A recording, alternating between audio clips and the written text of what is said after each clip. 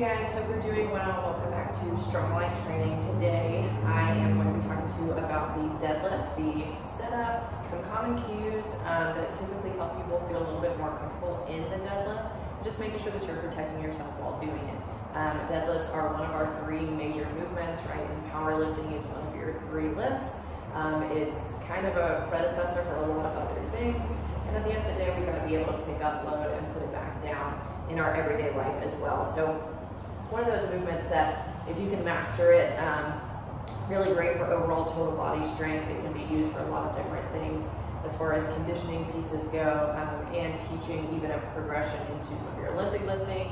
Movements slightly different, but still the same basic concept. So the reason I want to go over this is because it is also one of those movements that people just get injured really easily while doing deadlifts. It happens a lot because we don't know exactly what we're doing. The awesome thing about the online space is that we are able to get you information like this through a video format so that you can get a little bit of better insight into what does my body look like while I'm doing the deadlift, am I doing those things, and you can see it as well as just read about it, right? Reading about it is great, but seeing that form is going to make a big difference. So today, let's hit the deadlift. All right, so I have put some tents on either side of my barbell today to give you a better feel for what it should actually look like. I don't have people pull a deadlift off the floor, just a straight barbell ever. They do, they're pulling from mid-shin to that standard bumper height. Quimby wants to say hello today. Can you scoot, baby girl? Thank you. So that standard bumper height is gonna put you about mid-shin. Obviously everyone is gonna be a little bit different depending on how tall you are, but it's about where we want it to be, and any kind of bumper plate is gonna be that standard height. So when it comes to deadlifting, basic cues that we start with when coaching is you start with getting your feet up underneath the bar. What I mean by feet up underneath the bar is that you're actually going to have your laces up underneath it. So we shouldn't be starting way back here, right? We shouldn't be so close that our shins are up against and our feet are actually almost all the way through the bar, but about halfway through we're at where your laces tie is about where we want to be. We want to be pretty close to the body because whenever we're picking up a load, we want it to be close to the body, right? If you're picking up a box way out here, that's where we start to feel strain through our back. We do better when we get up underneath it, and that's what the deadlift is really good at teaching as far as translating to everyday life. So starting with those feet up underneath the bar, about at your laces, I tell all my clients to roll their shoulders back. That's to make sure that we don't just drop down and make our back the center of what we're pulling with. So roll the shoulders back, slight bend in the knees, and then from there we're going to just push the hips back. Okay, this is our hinge pattern. When you push the hips back, our upper body should be folding forward, but you see that my legs are not bending a whole lot more. Okay, there's a slight bend in my knees, and then I'm pushing the hips back and lowering down. What that also does is make sure that my back stays flat. So we're looking from this angle here, that slight bend in the knees, right? And then we hinge at the hips, and my back stays nice and flat. Okay, I'm not here, I'm not doing any of this funny business. Slight bend, and then hips back. Same thing, that shoulder's getting rolled back, that helps keep that back flat, okay?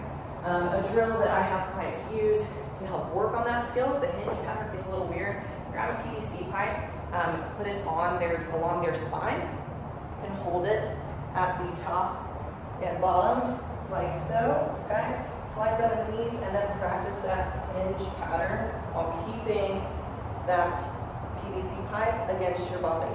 So when I do that, right, so you can see from here, we're keeping it along our body, and that practices that hinge movement pattern, okay? Great, easy tool to use. You can pick up your PVC pipe at any lovely store, to Home Depot or whatnot. Great tool to use, okay? So once we roll those shoulders back, have our feet set, we're slightly bending the knees, we hinge at the hip and just lower our hands down, okay? A lot of barbells have knurling on them where it goes from smooth to rough. That's a great place to indicate where our hands should be.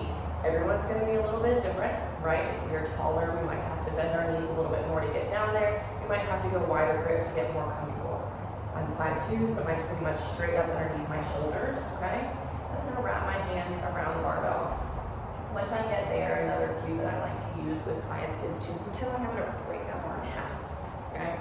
It's okay, we're not actually going to break the bar in half, but what that cue does is allows us to lock our shoulders back in. Once we lock the shoulders in, that indicates that our back's not going to be the one doing the pulling, right? And I'm going to drive through the legs to stand up.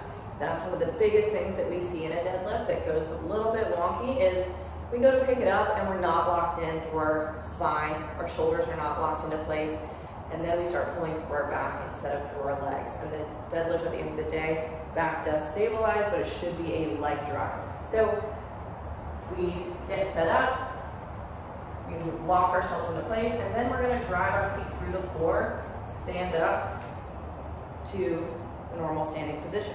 Okay? Now, even in that part, we sometimes see a little bit of funky stuff happen through those two pulls. Our butt goes up first. We call it a stripper booty on the deadlift, which we don't want to do, right? So we need to make sure that our arms and our hips and knees are all coming up together. So again, when we cue that, we say, let them come together. Don't let your arms do any of the work, and then make sure that your butt's not going up before your arms. They should go together. So if my hips or butt and hands come up together, we rise and stand up tall, completing a great deadlift. Now on the way down, we want to do that same thing. Slight bend of the knees, hinge at the hips to lower down, and return to the floor. Now, as you see, I bent my knees a little bit more as I got closer to the floor. Again, that's to protect our back. So once you get towards the knees, it is totally okay for you to bend them a little bit more than that normal hinge pattern would do, just to make sure that you're coming down safely and effectively. See a lot of people drop the bar from the top, especially under a lot of load. We just all fine and dandy, but at the end of the day, if we want to get that eccentric work in, which is still super important for building strength, building stability in our legs, we want to lower it down the right way. So to do that, again, once we get that slight bend in our knees, we hinge at the hips, but once we get to the knees, we can bend them more, and that makes sure that our back stays nice and protected, okay? So that's your basics of your deadlift. Depending on where you're having issues with, two different ways to work on pulling aspects when it comes to the actual strength side. So if you're having trouble pulling off the floor, doing something like a deficit deadlift where you're either standing on a plate on both feet to add a little bit of distance to your pull, it's a great tool to help you get better at pulling off the floor. Another great tool if you're having trouble with that second part of your pull, so maybe we get off the floor, but the lockout is where we end up kind of failing on those reps, especially when it gets super heavy. With a tool like that, or I'm sorry, with an issue like that, we've got two different tools that I love to use. First is a block deadlift, where I'll actually put plates up underneath the barbell itself so that we shorten the range of motion. So opposite to that deficit deadlift, we're gonna shorten it, okay? Work on just the second half of that pull. The other exercise you can use is with a rack. It's called a rack pull. So having the barbell set up at a set height already, and then usually between here to here, depending on where you're pulling from here, and just focusing on that lockout. 2 points on those is if you're doing deficit deadlifts, lower your weight. It's gonna be a tougher pull because you are pulling a longer distance. So bring that weight down a little bit, because that distance is going to increase the amount of intensity we add to that lift. When it comes to block deadlifts and rack pulls, it is okay for you to start pulling a little bit heavier than you're used to. Most people can pull a lot more weight on a rack pull than they can on their deadlift, and same even with block deadlifts. So both of those are great, but again, you can push that limit, get a little bit stronger on that side of it. Now, there's of course a lot of other things you could do to work on your deadlift. This is just kind of your basics, some cues that I like to give. Break the barbell with the shoulders, slide bend in the knees, hinge at the hip. Those are some big cues. Hopefully seeing it in a video helped you out a little bit as far as feeling a little bit more comfortable in that movement, and maybe using something like that PVC drill, the block deadlifts, or the deficit deadlifts, or something that you can add into your regimen of exercise to get a little bit better at your deadlifts. Hope this was helpful, guys, and we will see you next time for some more exercise demos, coaching cues, and just some fun fitness stuff.